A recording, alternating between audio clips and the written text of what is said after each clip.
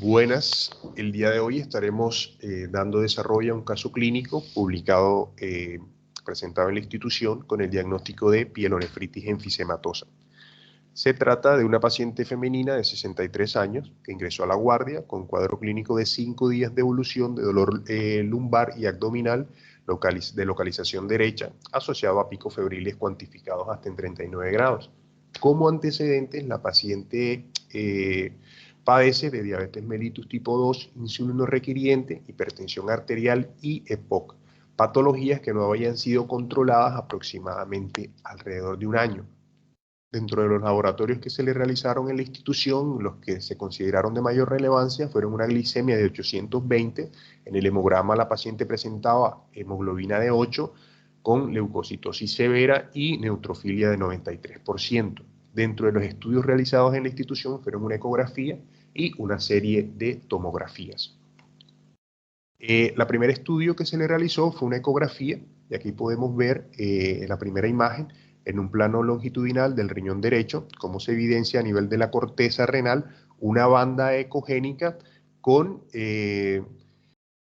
una sombra sucia que se presenta hacia toda su región distal. Y en un plano transverso de la vejiga vemos el mismo patrón que se presenta en la región anterior. Con estas imágenes se hizo el diagnóstico inicial de una pielonefritis enfisematosa y se sugirió la realización de una tomografía. Aquí vemos en la tomografía realizada a la paciente cómo a nivel del riñón derecho se evidencia una marcada aumento del tamaño en comparativa con el riñón izquierdo, y asociado a esto vemos de localización en la corteza y en la periferia renal un patrón radial que se presentan áreas hipodensas de atenuación de contenido aéreo, y se presenta una marcada rarefacción de la grasa perirrenal. Y vemos cómo en el plano de reconstrucción coronal se evidencia el mismo patrón, y también se ve cómo hay compromiso también de la corteza del riñón contralateral.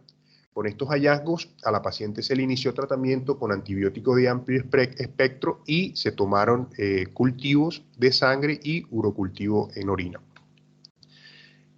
Nuevamente le fue realizada un control tomográfico los días posteriores, y en esta tomografía vemos en un plano axial cómo hay contenido líquido, cómo el contenido aéreo ya se encuentra mucho más diferenciado, y se compromete tanto la corteza como la grasa renal alrededor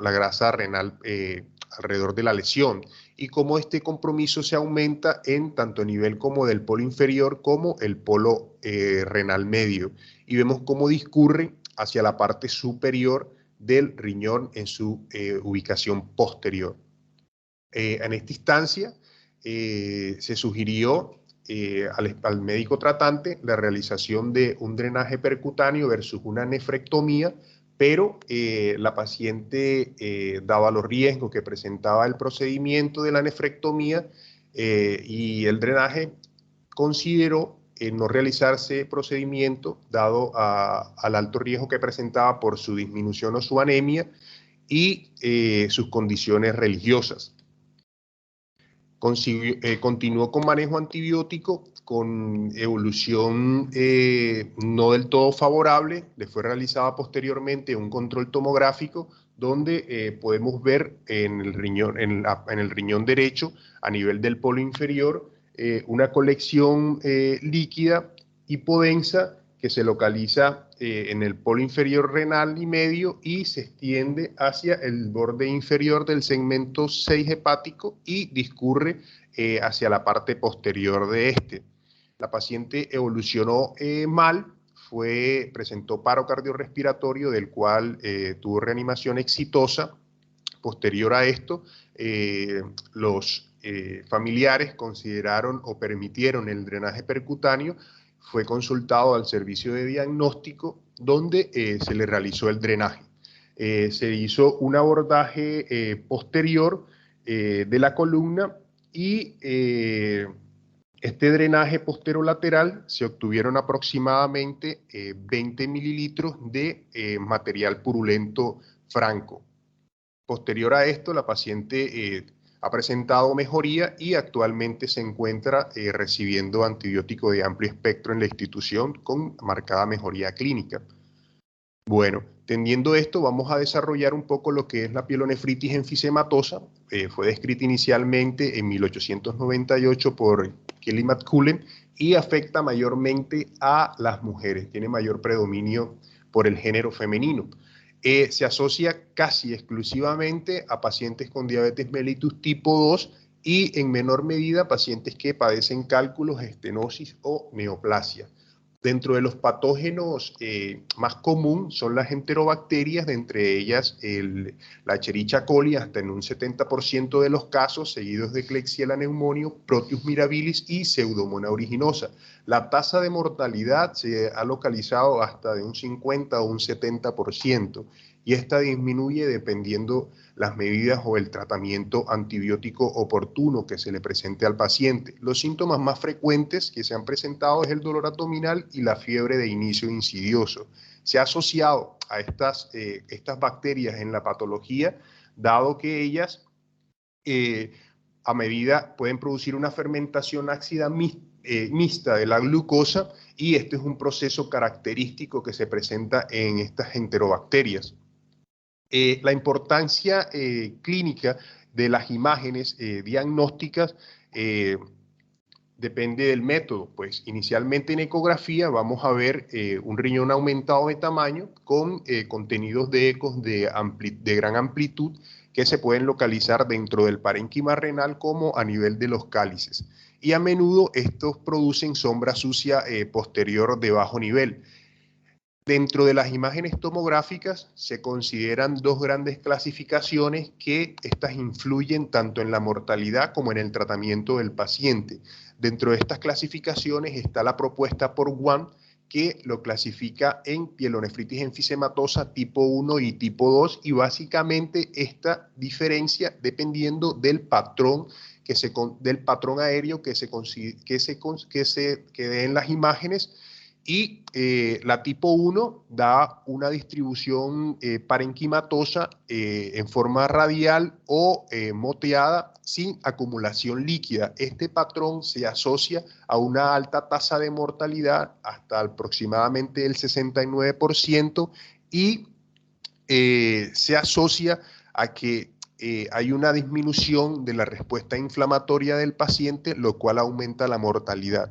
Y dentro de la pielonefritis enfisematosa tipo 2, de la clasificación de One, esta se caracteriza por un gas burbujeante o loculado dentro del parénquima o el sistema colector y de acumulación renal o perirrenal, y se asocia a una mortalidad mucho más inferior que el anterior. Dentro de las otras clasificaciones que se conocen en la literatura es la clasificación de One-Sen, que lo divide en diferentes categorías, desde la clase 1 hasta la clase 4. Pues la clase 1 la define como gas de localización en el sistema colector únicamente, como podemos ver en la figura A. Dentro de la clasificación 2 es gas en el parénquima renal sin extensión al parénquima extrarrenal. Aquí en la imagen tipo B podemos ver un paciente de 70 años con un quiste renal que se complicó con una pielonefritis enfisematosa, y podemos ver marcadamente cómo presenta los niveles líquido-aire dentro de la lesión, lo que sugiere una pielonefritis enfisematosa grado 2. La grado 3 se divide en grado 3A o grado 3B, y básicamente esto ya hace referencia al compromiso extrarrenal que se puede dar de localización perirrenal o pararrenal. Y por último, la clasificación tipo 4, esta es la clasificación de pielonefritis enfisematosa que puede comprometer ambos riñones o en caso de pacientes que solo tengan un riñón y que se encuentre comprometido. Dado estas clasificaciones, se han asociado al el manejo antibiótico, aunque no se ha estipulado un consenso de qué tipo de tratamiento debe recibir el paciente, se considera o se han dado estudios donde los pacientes con clasificación tipo 1 se ven más beneficiados del tratamiento antibiótico, mientras que los pacientes tipo 2, tipo 3 y tipo 4 se benefician más del drenaje percutáneo y de la nefrectomía pronta. Teniendo en cuenta esta clasificación y estos manejos de tratamiento, se ha asociado una tasa de mortalidad dependiendo al tratamiento. Pues en los pacientes con clasificación tipo 1 y que se les da tratamiento antibiótico solamente, han presentado una mortalidad hasta de 40%, reduciendo la mortalidad francamente. Dentro de los pacientes de tipo 2 hasta tipo 4, que se benefician tanto de la terapia agresiva con manejo antibiótico como de drenaje percutáneo y de la nefrectomía, ha habido una disminución o una tasa de éxito de estos pacientes hasta del 66%, y los pacientes con nefrectomía alcanzan una recuperación y una tasa de éxito hasta del 90%. Por este motivo, se considera que el tratamiento oportuno de amplio espectro asociado a una nefrectomía oportuna se asocian con una sobrevida alta y disminuyen la mortalidad en algunos estudios hasta en un 18%. Muchas gracias.